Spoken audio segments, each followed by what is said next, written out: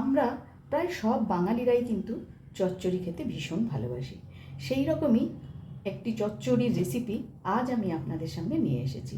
নমস্কার বন্ধুরা, আমি শম্পা। আমার রান্নাঘর পাঁচফোড়নের গল্পতে আপনাদের সবাইকে স্বাগত জানাই।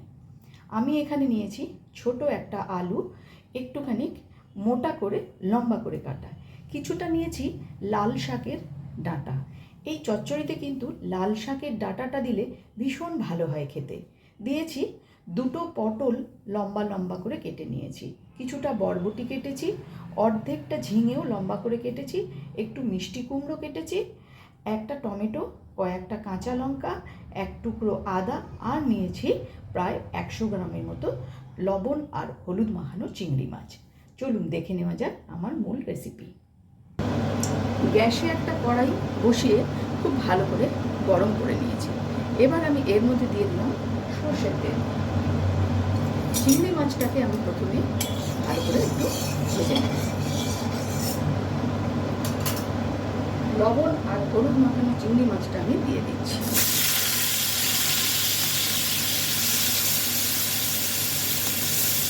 চিংড়ি মাছটা কিন্তু খুব একটা বেশি ভাজবো না, সামান্য একটু ভেজে এটাকে আমি তুলে নেব। মাছটা ভাজা হয়ে গেছে, এখন আমি এটাকে নামিয়ে নেব। মাছ ভাজার এই কড়াইয়ের মধ্যেই কিন্তু আমি দিয়ে দিচ্ছি আর একটু সর্ষের তেল।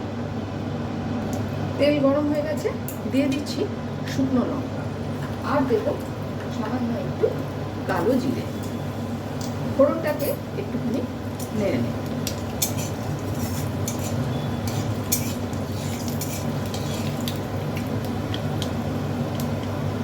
দিয়ে দেব কেটে রাখা আলু। আলুগুলোকে একটুখানি লাল করে ভেজে নেব। কয়েক সেকেন্ড আলুটাকে ভেজে নিয়েছি, এবারে দিয়ে দিচ্ছি কেটে রাখা পটল। আমার রান্না যদি আপনাদের ভালো লেগে থাকে আর যদি এই ভিডিওটি আপনারা ফেসবুক থেকে দেখে থাকেন, তাহলে অনুরোধ করব পেজটিকে ফলো করে দেওয়ার জন্য। আর যদি ইউটিউব থেকে দেখে থাকেন, তাহলে অনুরোধ করব চ্যানেলটিকে সাবস্ক্রাইব করে পাশে থাকা বেল আইকনটি প্রেস করার জন্য, যাতে আমি কোনো রেসিপি দিলে আপনাদের কাছে নোটিফিকেশান পৌঁছে যায়। আরও কয়েক সেকেন্ড পটলটা আর আলুটাকে ভালো করে ভেজে নিচ্ছি। আলু পটলটা ভাজা হয়ে গেছে, এবার এর মধ্যে আমি দিয়ে দেবো সেই ভেজে রাখা লাল শাকের ডাঁটা, দিয়ে দেবো মিষ্টি কুমড়ো,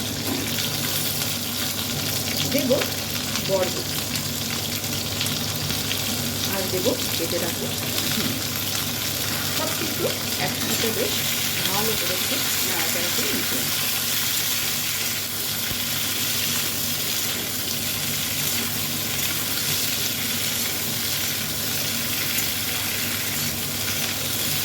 যে আদা রেখেছিলাম আমি, সেই আদাটাকে আমি গ্রেট করে নিয়েছি। এবারে সেই গ্রেট করা আদাটা এর মধ্যে দিয়ে দিলাম।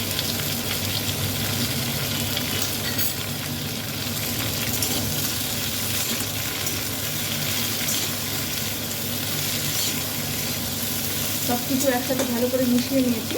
এখন আমি প্রায় 1 থেকে 1.5 মিনিটের জন্য গ্যাসের ফ্লেমটাকে একদম লোতে করে ঢেকে দিলাম। ফিরে এলাম 1 মিনিট পর।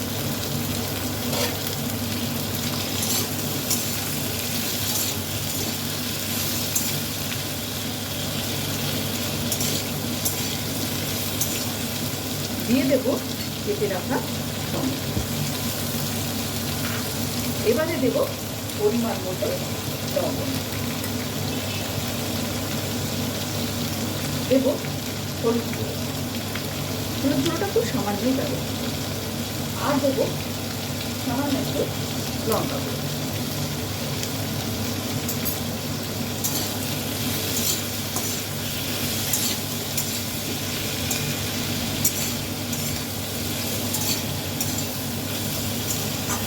আবারও এটা আমি ঢেকে দেবো প্রায় 3 থেকে 4 মিনিটের জন্য।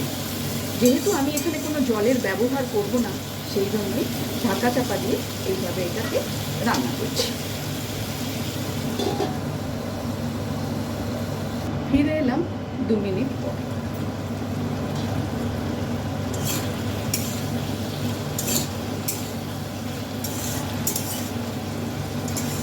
লবণ দেওয়ার ফলে কিন্তু অনেকটাই জল বেরিয়েছে। এবারে এর মধ্যে দিয়ে দেবো সেই ভেজে রাখা চিংড়ি মাছ, আর দেবো হাফ চা চামচ পরিমাণ চিনি। ভালো করে মিশিয়ে নেব।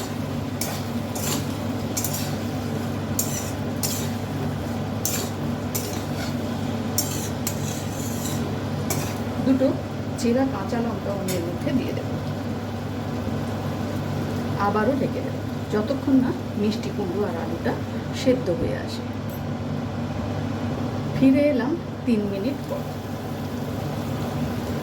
আমার কিন্তু চচ্চড়ি একদম তৈরি। ওপর থেকে ছড়িয়ে দেব সামান্য একটু শুকনো আটা।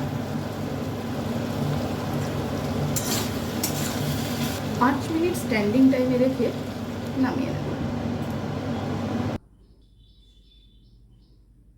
হাতের কাছে থাকা বেশ কয়েকটি সবজি দিয়ে তৈরি করে নিলাম আজকের এই দুর্দান্ত রেসিপি। ভিডিওটি আপনাদের কেমন লাগলো অবশ্যই কমেন্টস করে জানাবেন। আজ তাহলে এই পর্যন্তই। দেখা হচ্ছে সামনের ভিডিওতে অন্য কোনো রেসিপির সাথে। ভালো থাকবেন, সুস্থ থাকবেন।